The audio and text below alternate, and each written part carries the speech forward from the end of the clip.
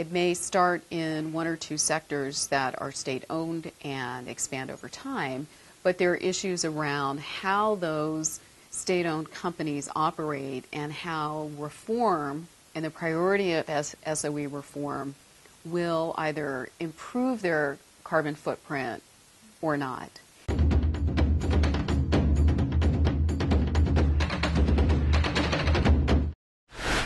I think it's going to be a while before we see if it is a success in China.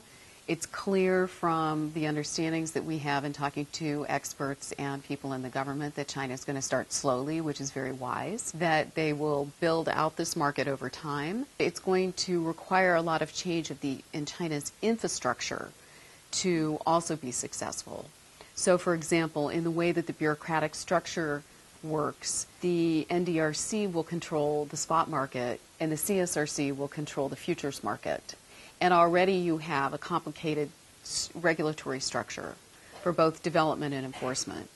It may start in one or two sectors that are state-owned and expand over time, but there are issues around how those state-owned companies operate and how reform and the priority of SOE reform will either improve their carbon footprint or not. And so while it's very important that the technical aspects of the carbon market be right, it's also very important that it be thought about in the larger context of China's economic development, financial and capital markets development. I think there are several challenges that the Chinese government is facing.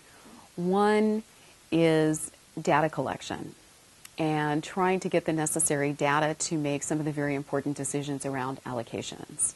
The regulatory issues still haven't been worked out in terms of the development of the capital markets. The third issue that I think is a challenge is how you transition from these regional markets to one market and how you do it in a way that isn't going to take away from the nationwide market, and that you aren't creating by default, some kind of A share, B share structure that confuses investors and takes away from the efficiency that you're trying to create with one unified market.